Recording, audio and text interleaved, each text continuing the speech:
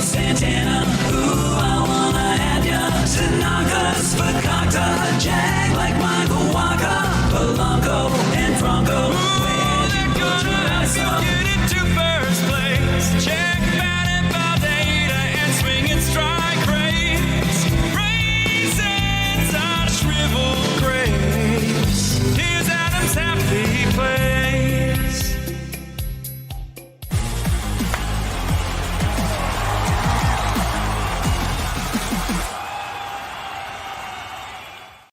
That's right.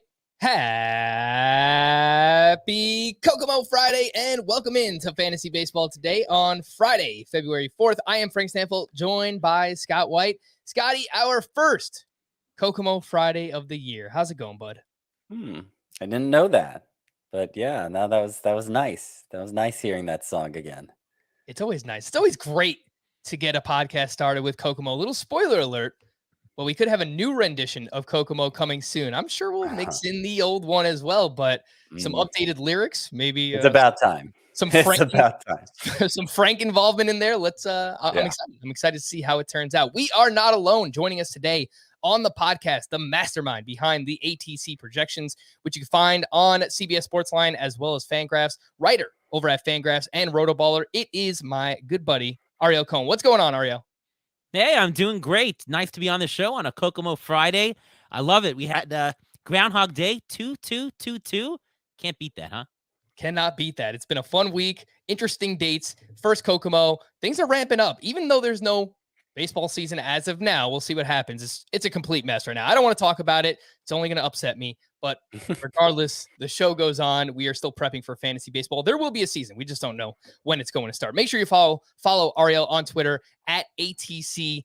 And we were talking beforehand. I never realized, Ariel, that I just assumed that the projections were named ATC after your initials, but it actually stands for average total cost. So there you go. You learn something new every day.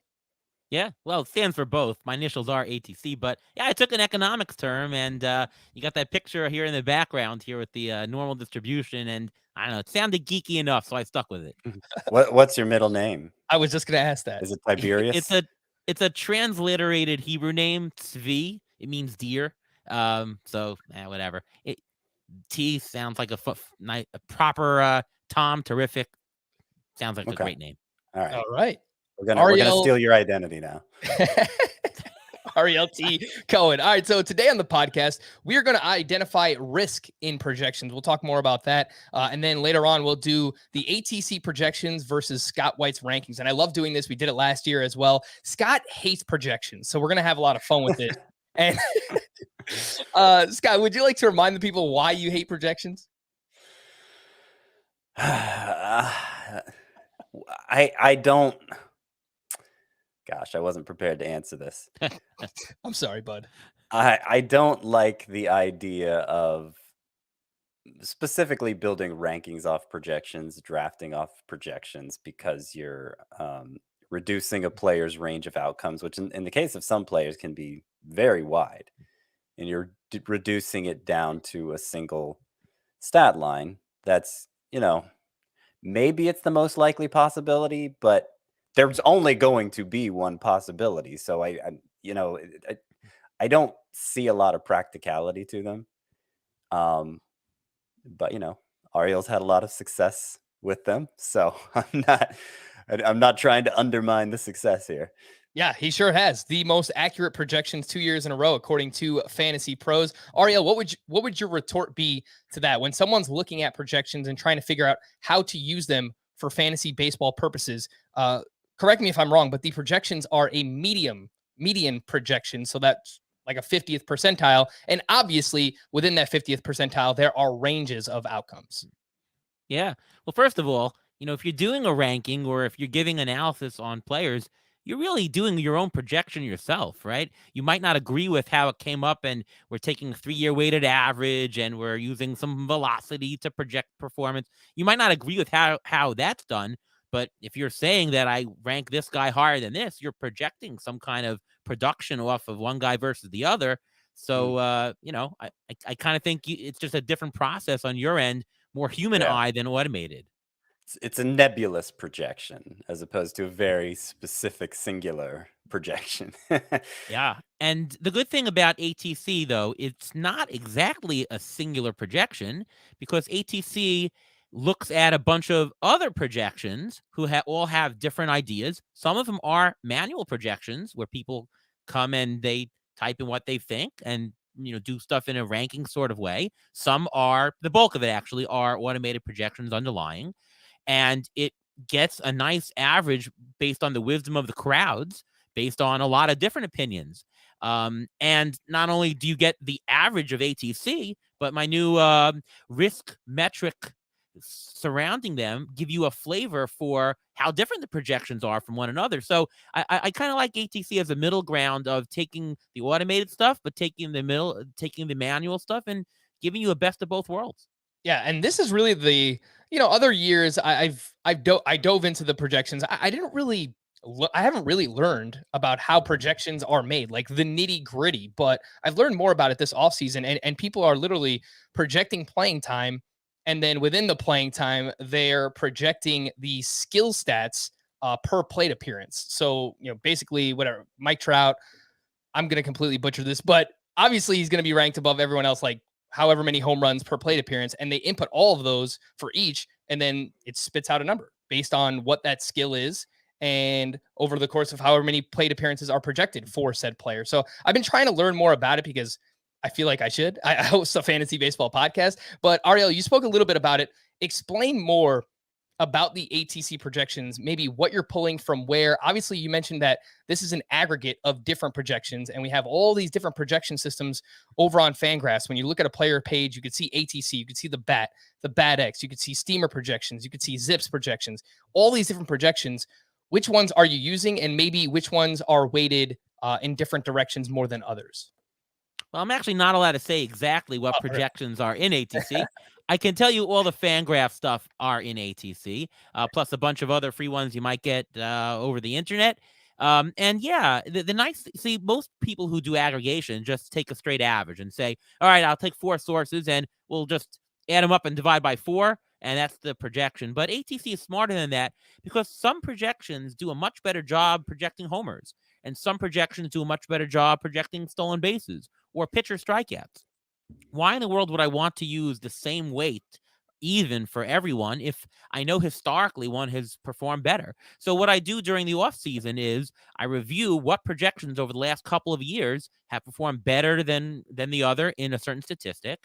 And then I weight them. You might have one projection having a 10% weight in homers and 20% in stolen bases and 0.2% in strikeouts, and you can have something very differently. So that's the crux of what ATC does in aggregating them, and it's wisdom of the crowds, right? It's going to be in the middle of somewhere. And the nice thing about this year that I alluded to with the projection volatility is you can get a flavor for how much the projections agree with one another. For some players, you can have, let's say, Bryce Harper projected for 32, 33, 34, 35. Right? Well, projections are the same, and there's going to be an average. And I know that if the projection is very close to one another, it's a pretty super safe projection. Whereas there's some projections that are just all over the place for a certain player. 15 homers, 30 stolen bases, 30 homers, 15 stolen bases, and projections don't agree. It adds to the risk element, and this year ATC is able to quantify it because I see what the underlying projections are, and I can see what the spread is. So, yeah, that's one nice thing about ATC. You get flavor, not just a median. All right. Well, let's talk a little bit more about those volatility metrics that you mentioned. Ariel wrote a great article, which is live over on rotoballer.com. You can go seek that out, where he really breaks it all down. So I recommend it. I read it earlier on Thursday, and it was a great read. But you specifically talk about inter-projection standard deviation. Ariel Cohen, like this is, if you're nervous hearing all of these terms, don't worry. Like we're going to break it down. Inter-projection standard deviation and then inter-projection skewness. What does this all mean? Break it down in layman's terms for me, Ariel.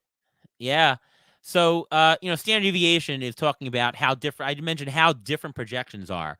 If the projection standard deviation is high, it means projections do not agree. And if it's low, it means projections do agree. And my research, the important thing is my research has shown that for the same dollar value of a player, the player who is having projections all over the place is actually more risky and will perform less than their projected dollar amount. Whereas if you're very low in risk, on the whole, you'll perform a little bit better than average. Skewness is a little bit different. It's sort of it's a shape metric. So distribution is when you have things all over the place, but sometimes you have it spread evenly all over the place, 5 projections up, 5 projections down. And sometimes it's like 8 projections up, 2 projections down, or the reverse. Positive skew is when you have most of the projections down, but there's 2 projections that are very far up that are pushing the average, but the bulk of the data is low. So positive skew is actually bad. Negative skew is better, where most of the projections are up and there's just one stinky projection down that doesn't like a player. You want to ignore that a little bit. And so if you see a negatively skewed projection, you know that it's going to be better, that the player is going to make more than the projected amount. So those are 2 things to help us with the risk. Now, obviously, a $25 player is going to be better than a $15 player. But if you have 2 $25 players, you might want to actually take the less risky ones.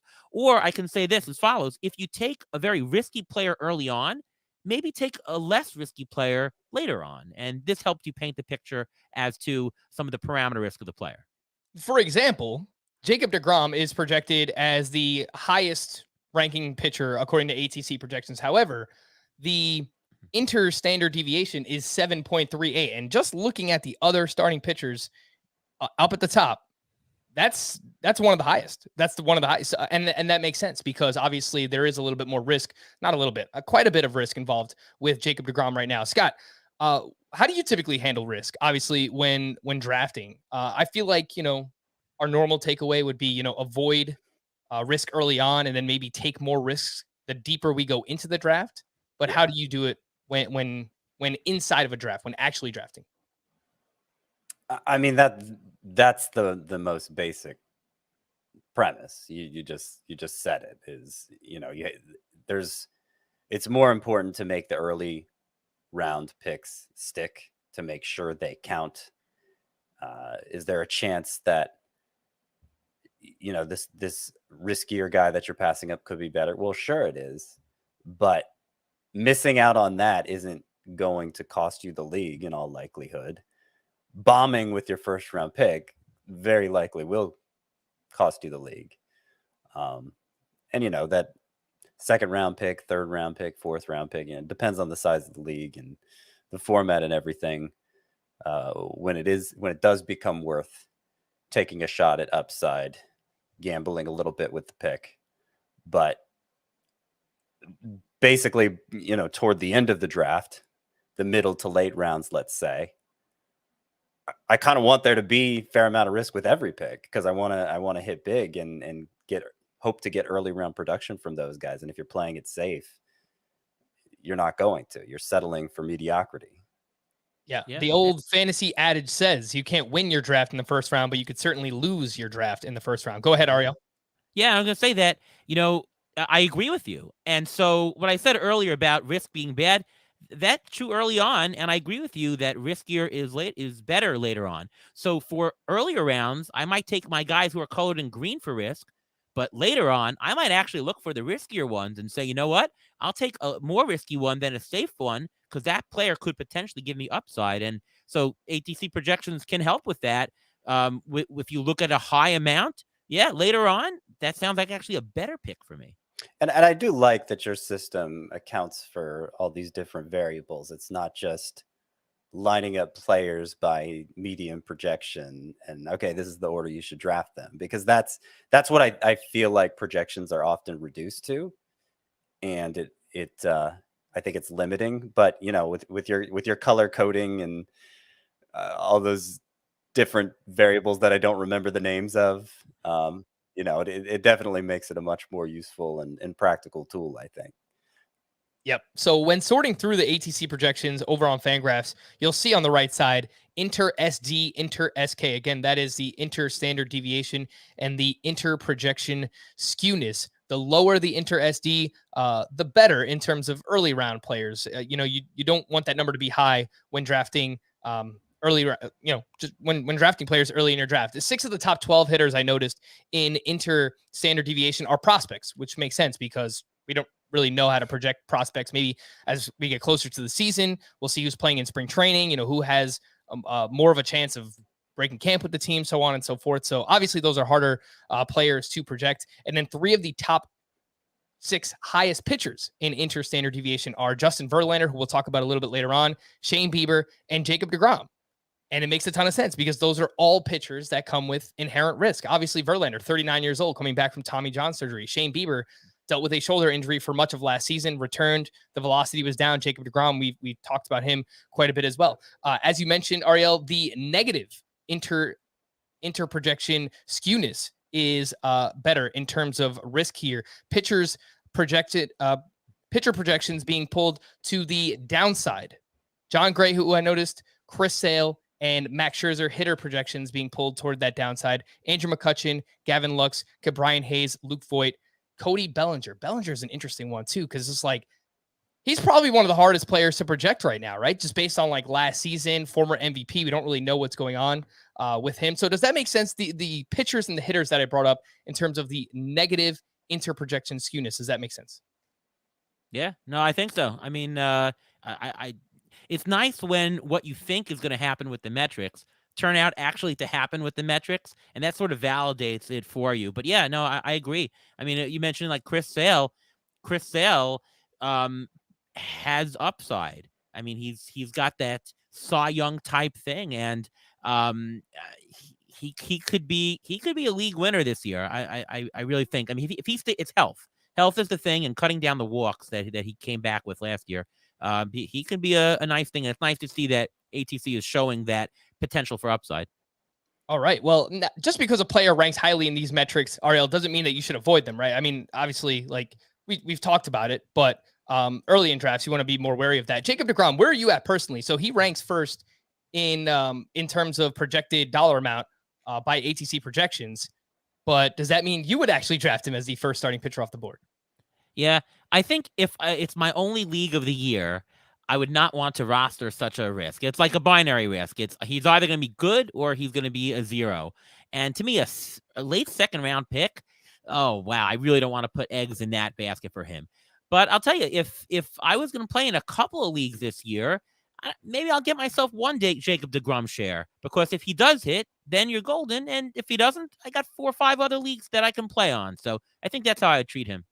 All right, well, let's jump into some of these ATC projections versus Scott's rankings and find the biggest differences. I have 4 pitchers here and 4 hitters that we're going to look at. And let's start with the aforementioned Justin Verlander, currently projected as the SP12 by ATC projections, SP30 in terms of rankings for Scotty. And he will be 17 months removed from Tommy John surgery by March. That's assuming that we have spring training in March.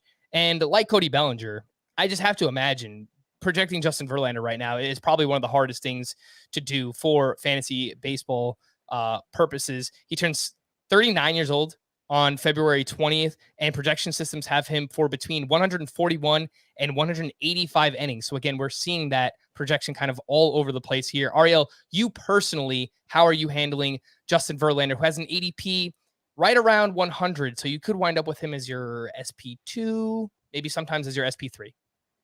Yeah, well, first of all, my latest ATC update, which will be over the weekend, has taken him down. Okay. He's no longer number 12. He's number 20, still much higher than Scott. I don't agree with it. It's one of the cases where I'm seeing what the projections are doing, and how can Verlander be projected for more innings than Jacob deGrom? The dude is 39. He's coming back, hasn't pitched in a year. How can projections put him for a 1.07 whip? I just can't see the guarantee of that happening. He's actually got one of the highest inter-projectional standard deviations there is. I mean, definitely the highest in the first 20 rounds. He is a hard pass on me. I'd rather take the deGrom risk than the Verlander risk. Who knows? I mean, guys coming back from Tommy John, if they're like 24, 25, okay, they'll get back to speed in 18 months. He's 39 years old. How many pitchers have come back at 39 period less from Tommy John surgery, I don't believe projections at all. And I'm a projections guy, so there you go. Yeah, this is where it's kind of tough with projections because Justin Verlander, we know how great he is when he's been on the mound, right? The last time we saw him over a full season was 2019. He finished as the #1 overall player. That's how amazing he was that season. There's no doubt about it. Scott, Justin Verlander officially signed a 1-year, $25 million deal this offseason to return to the Astros with a conditional option where if he reaches 130 innings this season, he gets an additional year at $25 million the following year for the Houston Astros. So obviously, you don't have a problem taking him. We just did a mock draft the other day, head-to-head categories. You wound up with him as your SP2, I believe, in the 8th round. But, I mean, he's a pretty hard player to project, admittedly. Yeah, and I'm more of an optimist, even though my rankings have him 10 spots behind Ariel's, and he sounds more pessimistic. I kind of would like to rank Verlander around 20th. I just, I bake into my rankings ADP to a certain degree, perception, because I treat my rankings literally as, okay, somebody's going to open up my rankings during a draft and draft off of them. And I don't want to compel somebody to take Verlander several rounds earlier than they'll need to. But I actually think Verlander's age works to his advantage because, like, he doesn't have to map out the rest of his career coming back from injury. He can just let it go. He's got a year or two left. He's had plenty of time to recover, as much time as anybody ever needs to come back from Tommy John surgery. And the last we saw him, he was winning 21 games, striking out 300 batters still. I mean, he was best in baseball kind of pitcher, like he's been for much of his career. Some of the guys who you've seen take on big volume coming back from Tommy John surgery, just going top of mind. I think of like Chris Carpenter. I think of like Tim Hudson, guys who are also old. I don't know that he's going to be able to get to 200 innings or even 180, but I think he has a chance. I think he has a chance to set the record for most innings from a pitcher coming back from Tommy John surgery, just because of the stage of this career. And performance-wise, I mean, this is always it's more often than not, pitchers get back to being who they were. So yeah, I like getting him more as my number 3 than the number 2 that I drafted him as in that mock draft you referred to, Frank. But he's somebody I hope to get. I go into every draft hoping that I'll get Justin Verlander. Yeah, and if he goes 170, 180 innings, admittedly it's kind of hard to expect that, but if he does, that means he's probably pitching pretty well, because that means the Astros are probably pushing him to get that far. So I think Verlander right now, one of the biggest risk reward propositions in fantasy baseball, going in a similar range as one Cody Bellinger. And I think, look, if you're going to take a risk at that point in the draft, that's probably where you want to do it, right? Around pick 100, where this guy can literally be a league winner for you, or, you might be dropping him a month or two into the season. So he's just one of those risk reward players. Julio Urias is another one here where actually Scott is higher on than the projections. SP10 for Scott in the ranks, SP20 over at the ATC projections there. And it was a fantastic season for Julio Urias last year. He finished 31st overall in Roto, the SP5 in that format, the SP10 in head-to-head points per game. Obviously, he was helped out by winning as many games as he did. He led baseball last season in terms of wins. But Ariel, I can understand why the projections might be a little weary of someone like Julio Urias or even his teammate Walker Buehler, because as good as he was, the underlying numbers don't necessarily match up with what Julio Urias put out on the surface. So what do you think about where he's going right now, which is typically as a top 10, top 12 starting pitcher? Yeah, and I'm glad you mentioned Walker Buehler, because you see the same phenomenon. Like for Urias, his career ERA 3.09, FIP 332, his xFIP is 4.09. Sierra is also over 4. So he's outperformed his metrics if you look at just those base components, strikeouts, walks, and homers, right? And the same is true for Walker Buehler. Maybe it's a Dodgers thing. Maybe it's because they pitch in LA. Maybe that's one possibility. Projections, as just you said, projections like to regress, right? One of the biggest elements of a projection is they say if a guy has overperformed, he'll come back to reality. He'll come back to what he should be if you look at his components. Every projection system has different components they look at, but that's the basic tenet. So I can understand how projections do that and how they've actually put him down. I look at a couple of elements myself as the human analyst. His swinging strike rate is only about 11%. That's good. That's not really great, and that's certainly not a top 10 pitcher in baseball. I do think there's a little bit of health risk. Um, and he did gain a little bit in his strikeout and walk rate last year. Question is, was that just a little blip of luck? Was that something he can sustain? I don't know, but I think that's going to be too much for me to take as a top 10 pitcher. So I kind of agree with the projections on this one for Urias. All right. Yeah, I was going to quickly pull up the league average swinging strike rate because I would imagine it's probably around 11%. Maybe it's a little bit lower than that. It is, 11.3% last year. So he's lower than league average, and you want to draft him as a top 10 pitcher. I kind of find it hard to do that. That's why. Yeah, Scott, what do you think, man? We're buying Julio Urias really at the top here. He broke out last year, and the Dodgers really let him go. I mean, that was the biggest difference. He went 6+ innings in 15 of 32 starts last year. He only went 6+ innings 10 times in 38 starts from 2016 to 2020. So they took the kid's gloves off, and he was just better. I mean, he was more efficient. The walks came way down. He did a great job limiting hard contact. He had a change in pitch mix where he threw his curveball career high 34% of the time. So there are things there. I mean, there's reasons that you could look at as to why he broke out. But now the question is, do we want to buy Julio Urias coming off the best season of his career? Yeah, I hear what Ariel's saying. And, the main things I look at when evaluating a pitcher, it's true. Urias doesn't measure up. But I think he's an exception because one thing that he has consistently shown the ability to do, and if it wasn't so consistent, I wouldn't buy it, is limiting hard contact. He suppresses hard contact year after year. You mentioned what the FIP, XFIP, Sierra, all of that looks like. The one you didn't mention is xERA, because xERA, which is mostly a measurement of quality of contact, it actually backs up his performance for the most part. It was 351 this past year versus the 296 ERA, but the previous 2 years, a 298 xERA, a 295 xERA for Urias. And all 3 of those years, he's been in the top 10% in hard hit rate, meaning a low hard hit rate as a pitcher. So I just think, that's not a skill I usually put a lot of stock in a year at a time.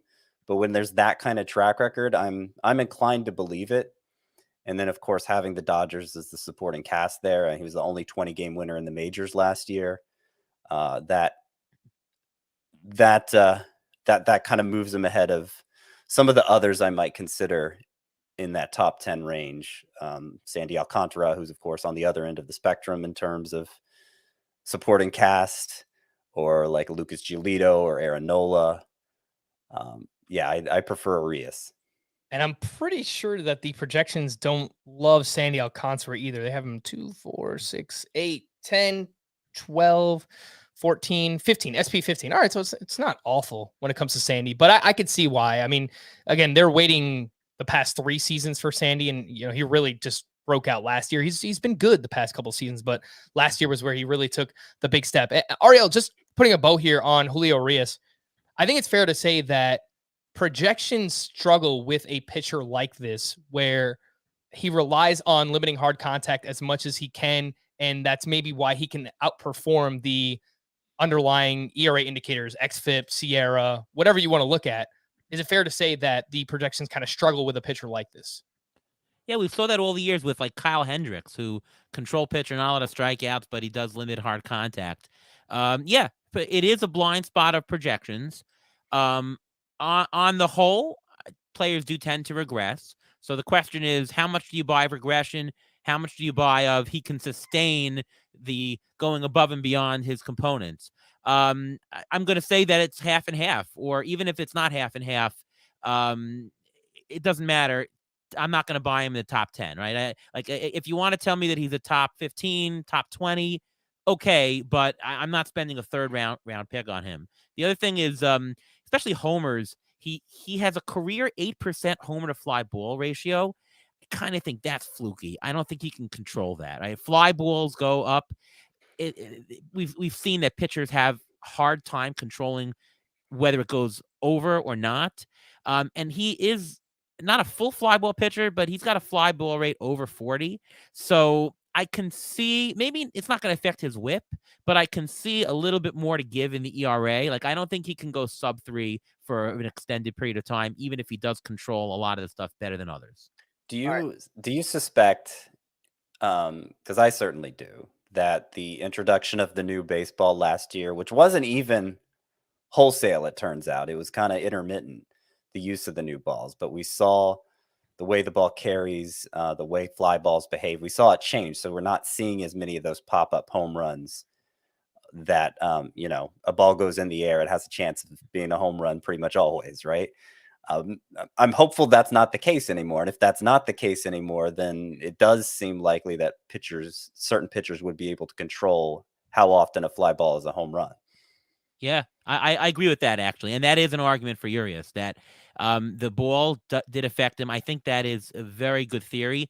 And if the ball continues, there you go. I was listening to the podcast with Eno Saris and DVR, Rates and Barrels, and we were talking about like the Yankees. Seems like the Yankees actually got more than their fair share of the new, less homery, bouncy balls last year.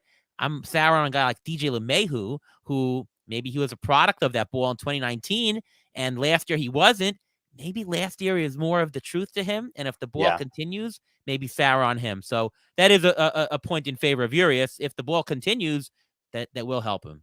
Yeah, and that's a really good point. And we spoke about DJ LeMahieu earlier in the week. Scott wrote this article basically breaking down the correlation between exit velocity and home runs, and how some of those hitters who recently were power hitters, maybe it's not so real based on this new ball that they're using in Major League Baseball. Let's take a quick break. But first, if you haven't already, download and follow Fantasy Baseball Today in 5, wherever you listen to this podcast. It's our 5-minute podcast where we take the biggest discussion topics from this podcast and we talk about them in just about 5 minutes. So, there might be days where you can't catch the full length podcast. You might just need something shorter. Download and follow FBT in 5 wherever you listen to this podcast. When we return, we're going to jump into Max Fried here on Fantasy Baseball Today.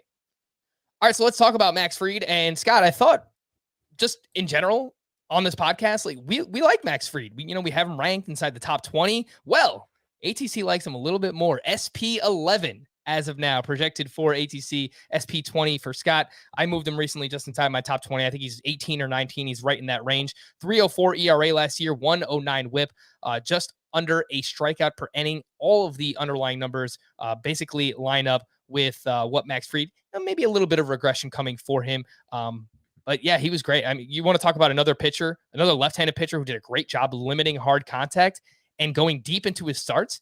6+ innings in each of his final 12 starts last year for Max Fried, 7+ in 5 of those. He was absolutely fantastic. Scott, we'll start with you this time. I guess you need to defend why you have Max Fried so low compared to the ATC projections who have him at SP11. Well, he has yet to have a 180 inning season. So that's kind of the minimum standard for ranking a pitcher like an ace to me. I have to be able to see that you can do that. And because Fried missed some time early last year with an injury, he got to 165 and 2/3. So that's part of it. Less than a strikeout per inning for the second straight season. That's we say Urias is kind of underwhelming with the strikeouts. Fried even more so. I do think because he's such a good ground ball pitcher, throws a lot of strikes, I do think he's legitimately an ERA standout. You throw out his 3 starts before the IL stint last year, his ERA for the year drops below 250 again for the second straight year. But it's interesting that the projections view him so differently from Urias, considering like Urias, Fried outperforms his FIP, his xFIP, consistently by a pretty significant margin. Yeah, it is. It's like they are very similar players. I was, just kind of realizing that myself, is that they both made huge gains in terms of control last year. Obviously, Fried a much better ground ball pitcher, so maybe that kind of factors into it because, as Ariel mentioned, Julio Urias gives up a good amount of fly balls, over 40%. I mean, that's a lot for a pitcher here. So, Ariel, what are you thinking? What's the difference here? Why does ATC maybe value a pitcher like Max Fried more than it does Julio Urias? I think you got it. I think that the ground ball rate is a big thing, and they have a very large ground ball rate difference. Fried is superior. I mean, we're talking 50 plus ground ball rate. Strikeout rate is not fantastic, but it's a K per 9, right? It's a 1 K per 9. K per inning, I should say. But yeah, when you have the ability to strike out players and any other ball is not going in the air, it's going to be in the infield. I mean, that's just going to limit your downside. I think Max Fried's downside is much higher than Urias's downside, right? Just a tick of more homers for Urias, the ERA just jumps up. Fried, a tick of more homers, I mean, doesn't do much because most of the balls are not going up in the air. So I think that's really the major thing as well. You know, he was lucky last year a little bit, but he wasn't that unlucky. I mean, most of his luck metrics are pretty standard here. And the other thing I'd say, you mentioned the innings. You know, to me, that's not a knock on him. I think that getting 180 innings is kind of hard to do. There was only 20 major leaguers who had more than 180, and only 11 who had more than 185 last year.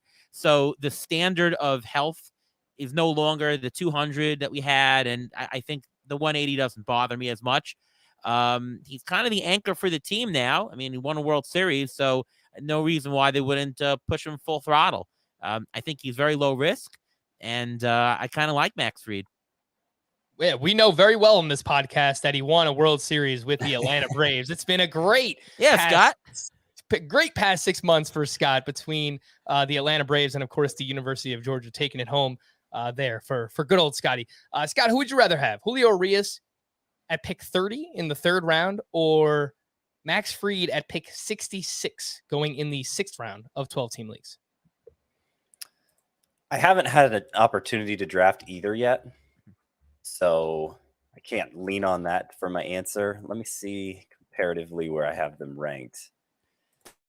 If I can open that quickly. All right, Julio Urias, I have 33rd, so a little behind his ADP. Fried I have 57th, so a little ahead of his ADP. So I'm going to say Fried at his cost, and that's what my inclination was anyway. I would assume that's a pretty easy call for you, Ariel. Yeah, I mean, I have Fried ranked above Urias, so for sure, I'll take 3 rounds less to get Fried. Yippee-yi-yay. All right, yeah, I mean, look, we use this analysis, right? And I feel like sometimes it's a slippery slope. I fall for it as well. Why draft Julio Urias in the 3rd round when you can get the same pitcher 3 rounds later in Max Fried? Well, most of the time, I feel like you're probably not getting the same pitcher, but in this case, they might actually be pretty damn similar, Julio Urias and Max Fried. So I think that's a good call there. Sean Manaea is the next one up here. SP 26, according to ATC projections, SP 44 for Scott. And I'm basically smack dab in the middle, SP 35 for me. And I actually wrote him up in my Sleepers 1.0. I like Sean Manaea quite a bit. The surface numbers, not great overall last year, 3.91 ERA, a 1.23 whip. But the underlying metrics, 20.3% K- walk rate, 3.62 Sierra. Both of those ranked 16th among qualified starting pitchers last year. Better than Walker Buehler, better than Joe Musgrove, better than Max Fried, who we were just talking about. How did all this happen for Sean Manaea?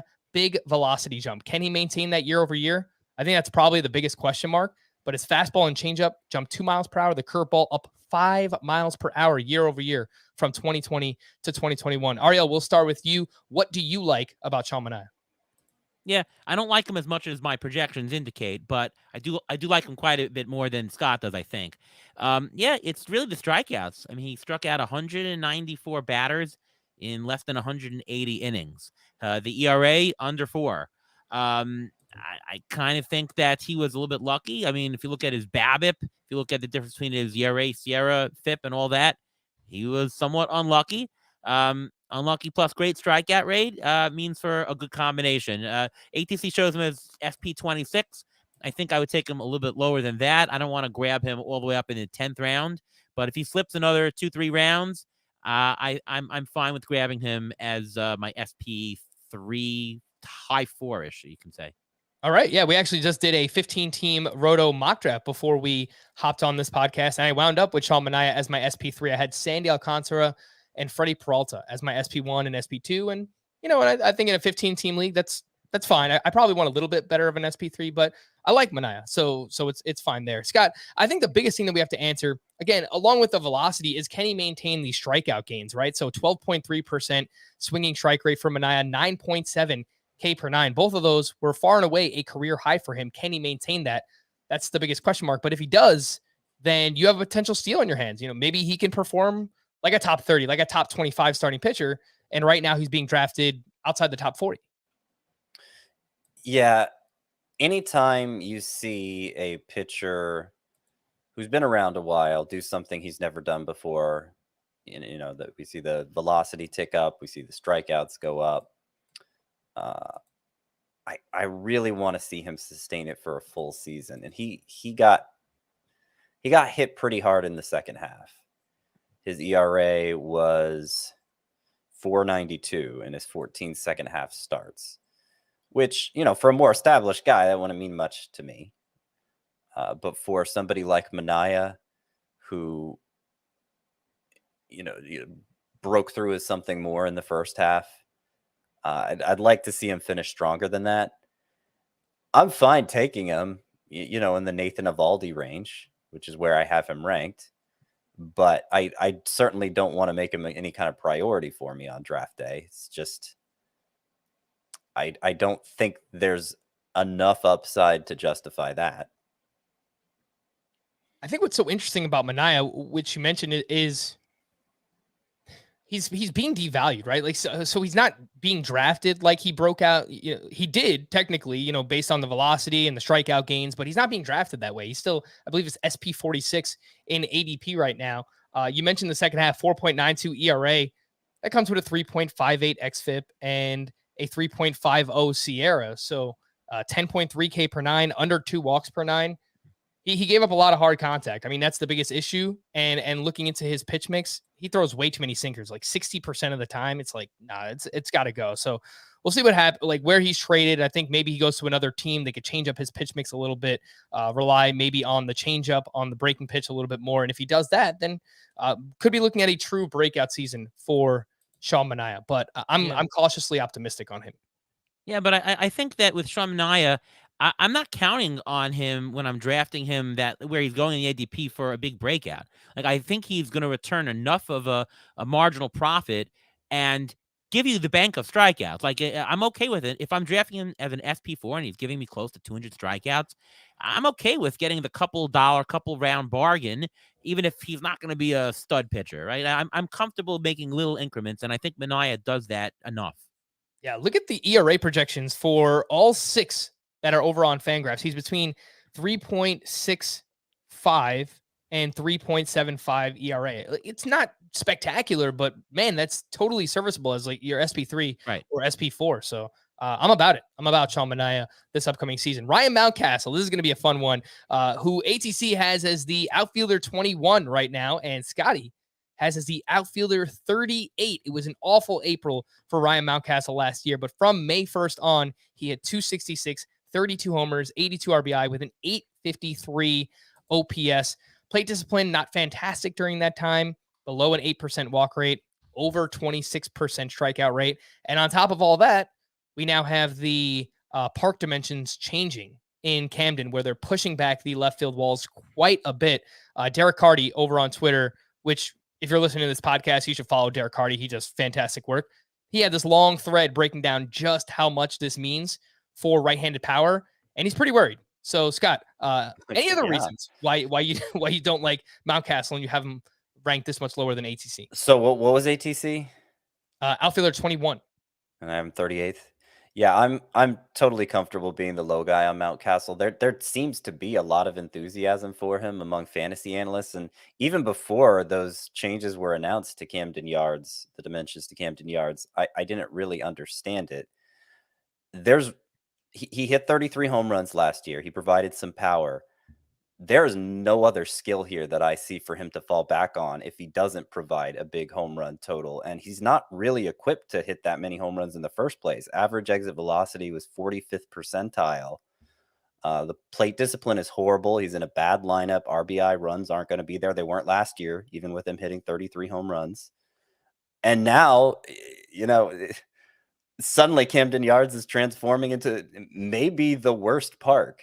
Like if you just do a park overlay, Camden Yards, every other major league stadium, it looks like the worst place for a right-handed hitter to hit the ball out to straightaway left in all of baseball. So you throw that on top of everything else. Like I'm not positive Mountcastle is going to hit 20 homers, to be honest. So I feel like I could stand to move him down some, actually. All right. 20 homers. Can't get to 20 homers. Scott's going crazy here on Ryan Mountcastle. Ariel, what do you think about this projection for ATC? Do you like Ryan Mountcastle as much as the system does? Yeah, well, also it's important to note that with the projections, most of the projections do have the fact that the Orioles did take the wall back. Some of them don't. Like I had Dan Zaborski, who runs the Zips projection, on my show last week, and he said he's not touching it. He doesn't want to put any park factors in that make Baltimore look like worse because he doesn't know how it plays. So you do have to be a little mindful that ATC could be a little bit optimistic because of that. And currently, the bat projections that have not been updated with ATC yet for that. They will be over the weekend. So you'll see him lose a little bit of a home run. And he did go down a couple of spots in the rankings because of that. But I can't see 20. I mean, to me, he's a 30-plus homer guy. And if you want to ding him for... What does he do? That because like I was saying, even before those changes were announced, I'm like, this doesn't look like a power hitter. 45th percentile exit velocity. That's like right in the range where we saw a lot of guys lose power last year. His max EV is decent. His barrel rate is very decent, and he hits quite a bit of fly balls. He does hit fly balls, which Yeah, keeps his so batting average down. Yeah, he's getting him in the air. And you know what? His contact rate is you say his plate discipline's bad, but his contact rate is not bad. He's actually been fairly decent. He's not like at 30%. In the minors, he was closer to 20 than 30. I see him as having a decent batting average. I mean, he hit 255 last year. I think he beats that by a little bit. Maybe goes 260. I take off 4 home runs from his projection, so maybe he's not a 32 homer guy. Maybe he's a 28 homer guy if you want to take into account the Baltimore thing. But I mean, he's a mid-round player. He's eligible at first in outfield. You do not want to draft him as your first baseman, but as a middling outfielder, sure. I will say though, I don't find myself getting him in drafts because, as you said, there's not many skills. He doesn't steal. He's not in a fantastic lineup. I think there are better options available at the same time. But in an auction, or salary cap draft, if you call it, you could get a good couple of dollars off of him because maybe the market is not that in love with him. I can see myself buying him in an auction as like a third outfielder who will get me, the skills that I want, which is a little bit of power, a little bit of RBIs, and an average that won't kill you. All right. Yeah, you mentioned that home run drop from 32 to 28. That's exactly what the bat projections have dropped off there. So 4 home run difference for Ryan Mountcastle. Scott, I think I could have been more on the Mountcastle bandwagon before this shift. Again, we don't know exactly how it's going to play out in Camden. It doesn't seem like it's going to be good, but we would see guys in the past like Mark Trumbo and Manny Machado, where they would have these huge home run outputs just based on putting the ball in the air. So if Mountcastle did that, we probably could have still seen 30 plus home runs. But now with this change, I'm a little bit more conservative mayself when moving forward for Ryan Mountcastle. I was skeptical before, and now I'm just like certain. I don't want anything to do with this guy. Completely out. All right, let's move on to another one. We have Whit Merrifield, who ATC has as the outfielder 23. Scott has as the outfield 11 in his roto rankings as of now. 277 last year for Whit Merrifield, only 10 homers, 97 runs scored, 40 steals. That was second in baseball. He is a compiler. He has played every single game over the past 3 seasons.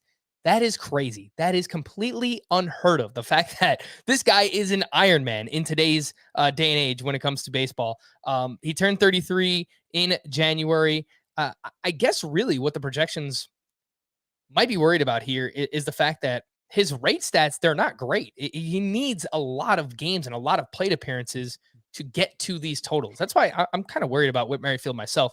Ariel, what do you think about everyone else who's drafting him in, sometimes the second, third round of Roto leagues purely for his steals? Yeah, well, first of all, I don't have him that low. I think you said 23. I have him as outfielder number 13. He's actually the number 3 second baseman that I have. So I do like him. I don't love him like a top 10 outfielder though.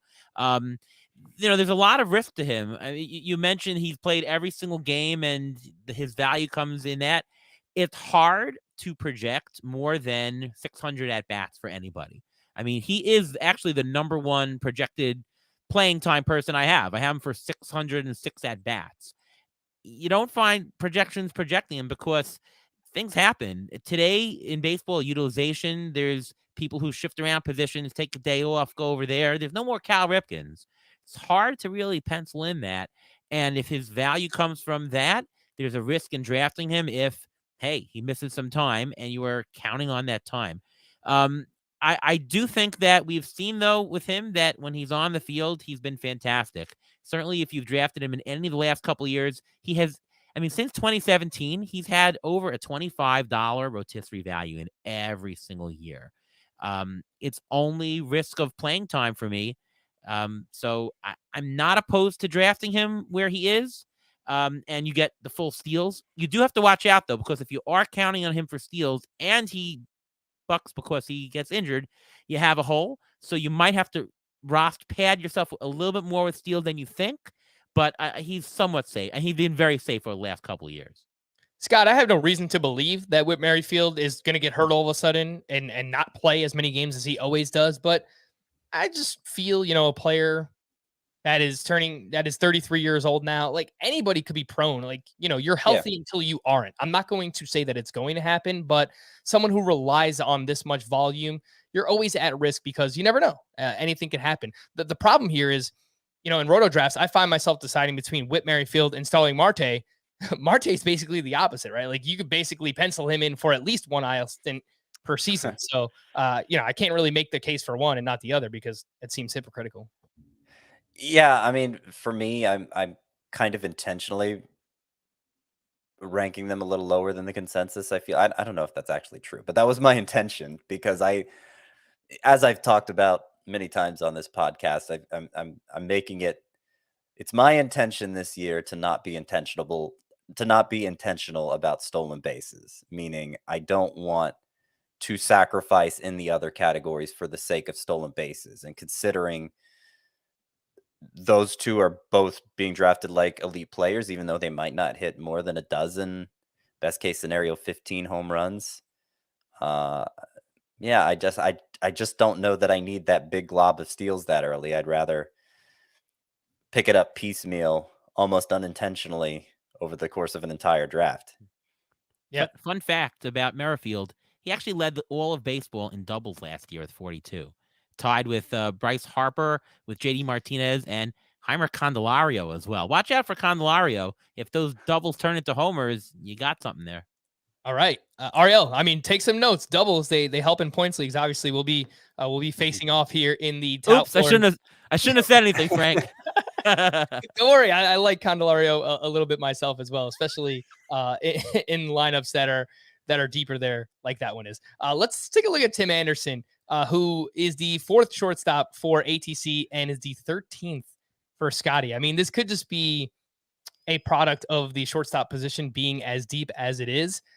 Scotty, I got your back, man, but I don't get the Tim Anderson. Shortstop 13? I can't get behind the Scotty. So you have number 12. You have him 89th overall in Roto, Scott. Francisco Lindor is 12th. You have Tim Anderson 89th overall, Scott, in Roto. Yeah. Last year he finished 47th overall, and that was with playing just 123 games. So yeah, supposedly. Even if you're projecting an IL stint in there, he was a top 50 player last year in Roto. Yeah, batting average I would say is the majority of that. I just don't trust him to keep up in the counting stats. He's never been the base stealer people imagine him being. He's more of a 20 homer guy, certainly, than like a 30 homer guy. Maybe if he stays healthy, he could get 25, maybe. But, that's a big if. And what if this is the year he doesn't have this like outlier BABIP? He's managed to do it 3 years in a row now, so I think he probably will. But what if he doesn't? I really don't want to shortchange the power. I really don't. And I don't think at his going rate, I don't think the other stats are worth it. Even if the Roto formula says they are, I just trust myself to get what he provides in batting average and stolen bases. I trust myself to get that in other ways. All right. Yeah. Look, this comes down to what type of format you're playing in too. If you're playing in a standalone Roto league, you don't have to focus as much on steals early. I think you should still be drafting for balance, but you could find speed throughout the course of the draft. You could find some batting average later on, Julio Urias, Charlie Blackmon, something like that, help you out. But if you're playing in some kind of overall contest, then of course, you want to be as balanced as you possibly can. So it just comes down to what format you are playing in. And I would imagine most people listening to this are playing in a standalone Roto head-to-head points, head-to-head category league. Ariel, look, the 150 game pace since the start of 2019. I don't know if Tim Anderson's going to get to 150 games. He seems like he's due for one IL stint per year. 322 batting average, 22 homers, 20 steals, 111 runs scored. He's just rock solid, man. He is rock solid. Yeah. 40% of your offensive output in a 5x5 is runs and RBIs. And that is a monster lineup in Chicago there.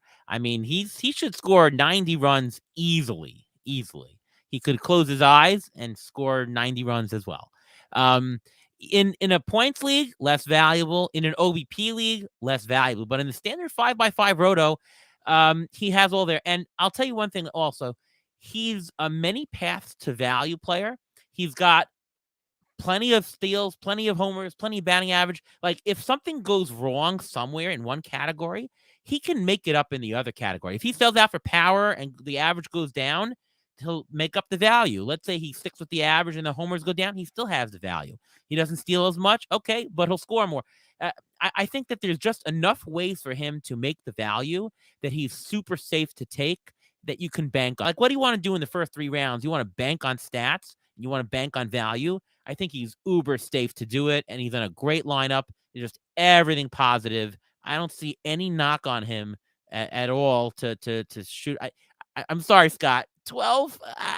Yeah, I know people don't like it, but if he doesn't hit for average, he's not scoring that many runs because he has no on-base skills apart from that batting average. Sure.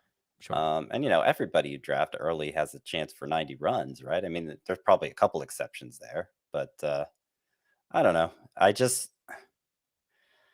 It's also weird to me that like this last season was his worst that he's had in the past 3 years, and yet I feel like he's going higher. So it was the worst he's had in the past 3 years. The position's only gotten deeper in the past 3 years, and yet he's going the highest he ever has. And that doesn't add up to me. I was going to put who has the highest qualified batting average since the start of 2019. Would you like to guess? Soto? Juan Soto is 7th. Well, tied for 6th, 304 batting average with Freddie Freeman. Scott? Luis Urias? Luis Urias, he might not qualify. I don't see him. No, I don't see him qualify. Yeah, who wouldn't? Is it batting average, you said? Yeah. Highest batting average since the start of 2019, qualified hitters. And it's not Soto. It's not free. Well, is it Tim Anderson?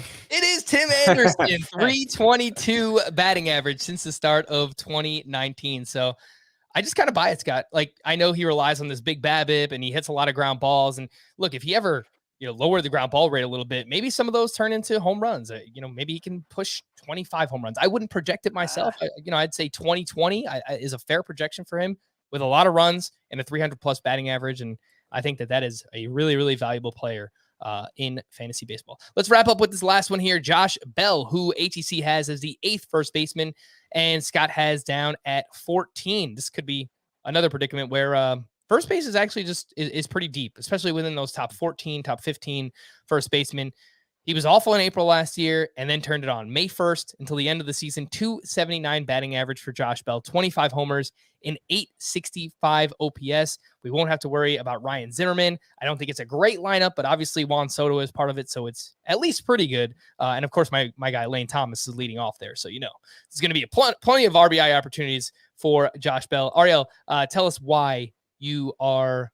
Well, maybe you're not. I don't know. Do you agree with the ATC projection when it comes to Josh Bell? Yeah, I do. And he shows up usually very positively in ATC every year. He has done it. It's not like a guy who's never done it. He's done it. I mean, in 2019, he had 37 homers, batting 277. He hits the ball really hard. I mean, his StatCast numbers are pretty good. His contact rate is fantastic. I mean, his strikeout rate last year was only 18%. So he's a guy who puts the ball on his plate. He doesn't strike out that much. He's a interprojectional standard deviation darling. The projections all agree. Very similar stats. We're talking a guy who can approach 30 homers. I think the batting average has a very high floor. I mean, ATC has him at 267. I think that is pretty fair. And if you do the math and add up all his stats, he's like a $17 player going for 12. I think he's a bargain. Now, I will say, though, that he's another guy that I can see myself in an auction. But in a draft, there are some better values for the round than him. So I'm probably not going to get him in draft because I like a lot of first basemen lower than him, even better per their draft round. But in an auction, I think I can get a nice bargain off of him and roll with it and I'm comfortable with him as my starting first baseman.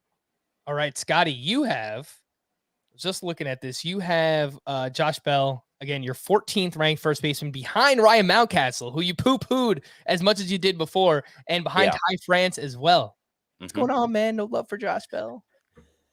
I have more love for Josh Bell than that. I do. And in fact, when we were just doing right before this podcast, you and I, Frank, were participating in a 15-team mock draft for the site.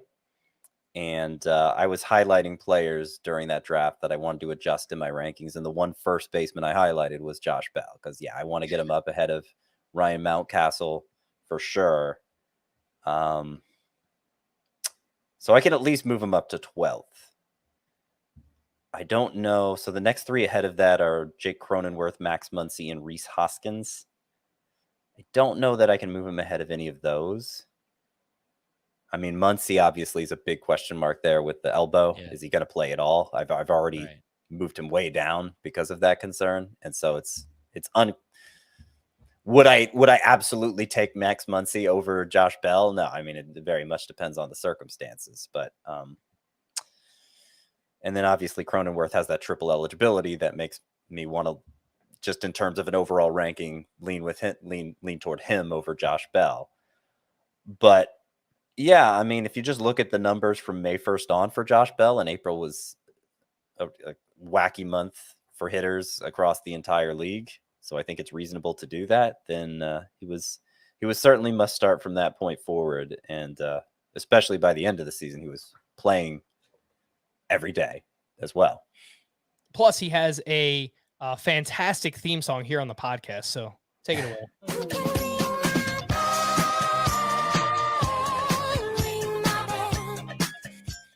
Josh Bell, I do have ranked, as much as I like Rhys Hoskins, I've talked about him in the offseason, first base preview coming next week. I do have Josh Bell ahead of him. I think it comes down to what you need at that point in the draft. If you need a little bit more batting average, a little bit less power, I think Josh Bell is the answer for you. If you need the opposite, if you need less batting average and more power, I think Rhys Hoskins makes sense. So it all comes down to what you need at that point in the draft. In a points league, I actually think they're both pretty good. Josh Bell makes a lot of contact. He's going to walk a lot. Same thing with Rhys Hoskins. He walks a ton. I'd probably give Rhys Hoskins the edge. I will. For points leagues, it's a little clearer, I think, because Hoskins 3.21 points per game last year. Bell 2.89.